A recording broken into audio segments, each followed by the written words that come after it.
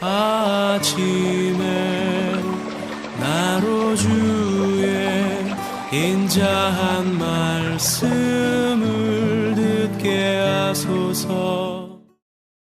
성도 여러분 안녕하세요. 금요일입니다. 오늘도 하나님의 사랑이 여러분들의 삶의 자리에 가득하기를 간절히 소망합니다. 말씀 한 곳 봅니다. 마가복음 13장 14절부터 27절까지의 말씀을 봉독해 드립니다. 멸망에 가증한 것이 서지 못할 곳에 선 것을 보거든 읽는 자는 깨달을진저 그때 유대에 있는 자들은 산으로 도망할지어다. 지붕 위에 있는 자는 내려가지도 말고 집에 있는 무엇을 가지러 들어가지도 말며 밭에 있는 자는 겉옷을 가지러 뒤로 돌이키지 말지어다. 그날에는 아이 뵌 자들과 젖먹이는 자들에게 화가 있으리로다. 이 일이 겨울에 일어나지 않도록 기도하라. 이는 그날들이 환난의 날이 되겠습니다. 하나님께서 창조하신 시초부터 지금까지 이런 환난이 없었고 후에도 없으리라.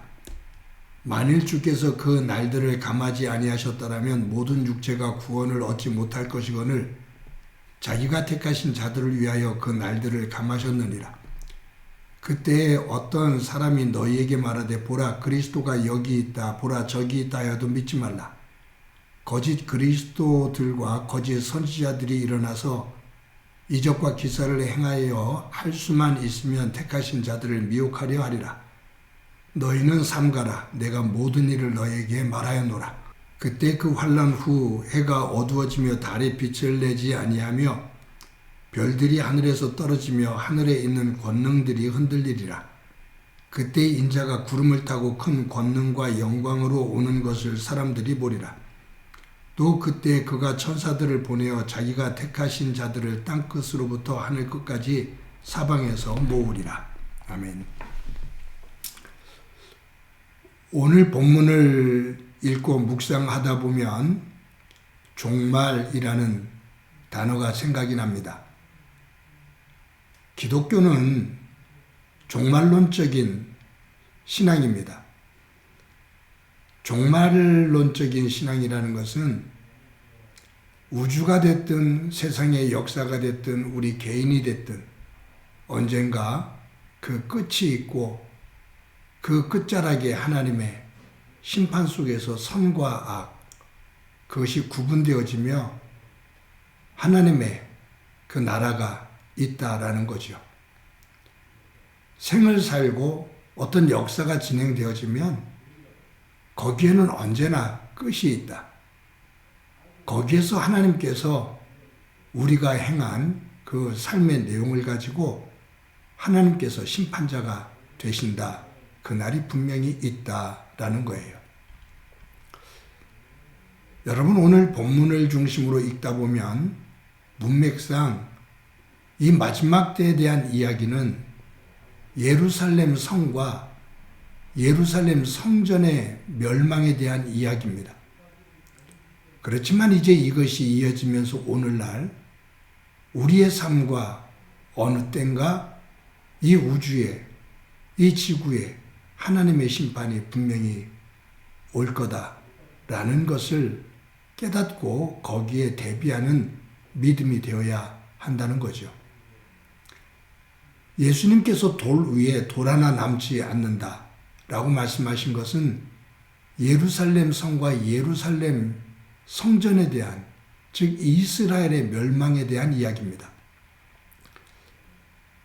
예수님께서 십자가를 지시기 위해 이제 예루살렘 성에 6월절에 올라가시죠. 첫째 날 성전을 숙청하십니다. 만민이 기도하는 집을 너희들이 강도의 소굴로 만들었다 라고 말씀하시면서 대노하시죠. 그리고 거기에 상인들, 환전하는 사람들, 제사 드리겠다고 움직이는 성물들 그 모든 것들을 다 뒤집어 엎으셔요. 숙청하십니다. 잎만 무성하고 열매를 맺지 못하는 무화과 나무를 저주하셔서 말리신 것처럼 이 잎만 무성하고 열매가 없는 것과 똑같은 예루살렘 성전, 직분자들, 이들은 모습을 보시면서 분명 이 성전과 이 직분자들이 무너지는 때가 온다. 그 마지막 때가 온다. 라고 말씀을 하신 거예요. 그런데 이런 예수님의 말씀과 그 성전을 숙청하는 모습을 직접 본 제자들은 예수님의 그런 말씀과 그런 행동에 전혀 깨달음을 얻지를 못해요.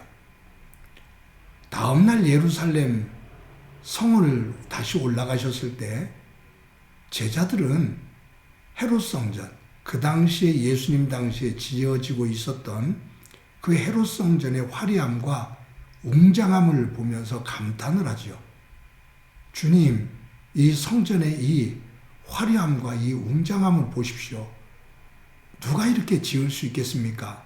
라고 감탄을 하면서 그 성전의 규모에 놀래요. 그때 예수님께서 이 돌 위에 돌 하나 남지 않는다고 예수님께서 예언하시죠. 그러니까 제자들이 놀라면서 그러한 일이 있다면 그 앞에 그 이전에 어떤 징조가 있겠습니까? 라고 물어요. 그때 예수님께서 미혹하는 거짓 영들이 드러나고 전쟁이 끊이지 않고 지진과 기근이 일어나고 악이 판을 치고 가족들이 붕괴되어지는 그러한 일들이 일어날 거다 라고 말씀하시면서 오늘 본문에 너희들이 그런 일을 보거든 산으로 도망가라. 그리고 집안으로 무엇을 가지러 들어가지 마라. 밭에 있는 자는 겉옷을 챙기기 위해서 돌아서지 마라. 아이벤 자들과 젖먹이는 자들은 슬퍼해라. 이런 일이 겨울에 일어나지 않도록 기도를 해라. 그리고 세상의 힘과 명예를 가지고 자랑을 했던 그들이 무너지는 때가 분명히 온다. 그날이 임하면 그 모든 것들이 한순간에 허무하게 무너지는 그때가 온다. 라고 예수님께서 말씀하십니다. 제자들은 헤롯 성전의 화려함과 웅장함을 보지요. 그것이 평가의 판단의 기준입니다. 그렇게 화려하고 웅장한 성전 안에서 되어지는 부패하고 부정된 일들, 외식된 일들, 가증한 일들, 이런 것들은 보지를 못하는 거예요. 그때 예수님께서 그 가증한 속을 보시면서 그것을 숙청하시고 이것이 분명히 무너지는 때가 온다라고 말씀하지요. 그러면서 주신 말씀 가운데 너희들이 산 위로 올라가라. 밭에 있는 자는 겉옷을 가지러 돌아서지 마라. 집 안으로 무엇을 가지러 들어가지 마라. 아이벤 자와 젖먹이는 자는 슬퍼해라. 이것은 뭐냐면 그날이 올 것을 대비하지 않고 세상 것에 매여 있는 것을 말하죠. 그 위기가 오는데도 그런 것을 감지함에도 불구하고 세상 것을 자꾸 추구하면서 거기에 매여 올 심판에 대해서 마지막 날에 대해서 준비를 하지 못하는 거예요. 세상 것에 매여 있는 모습을 보이죠. 이런 삶의 자리에 서 있지 마라 라고 말씀하시면서 인자가 구름을 타고 영광 가운데 오시리라 라고 말씀하셔요. 즉 분명히 하나님의 말씀이 이루어진다.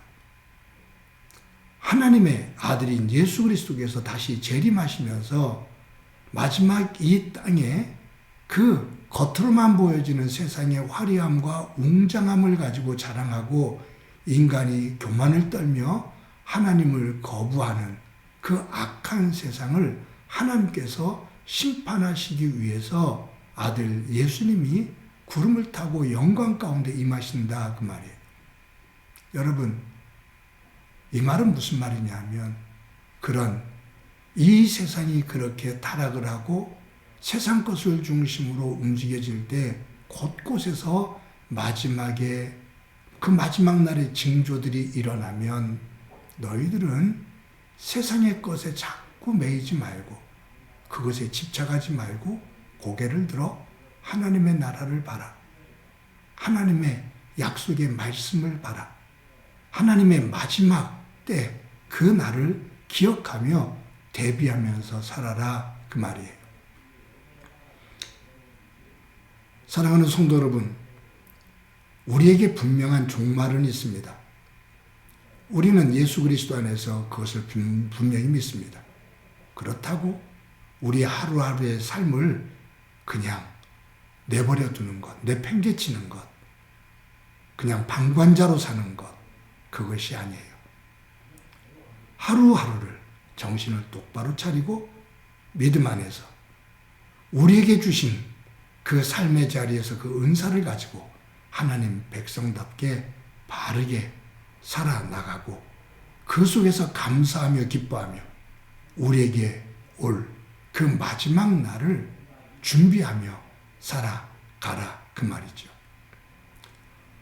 오늘도 하나님 안에서 저와 여러분의 마지막 때가 있음을 분명히 기억하고 하나님께서 오늘도 우리에게 주신 한 날을 소중하게 믿음의 사람으로 살아가고 그 후에 하나님의 은혜가 가득하기를 간절히 소망합니다. 한번 기도드립니다. 하나님 감사합니다. 이 땅을 살면서 이 땅의 것에 매여 있거나 집착을 해 하나님의 나라, 하나님의 말씀으로부터 멀어지는 일이 없도록 은총 베풀어 주옵소서. 우리의 삶에 마지막 때가 다가오고 있음을 깨닫고 매 순간 그날을 준비하며 하나님의 백성답게 바르게 믿음 안에 설 수 있도록 은총 베풀어 주옵소서. 오늘도 하나님께서 우리와 함께 해주시리라 믿고 예수님의 이름으로 기도드립니다. 아멘.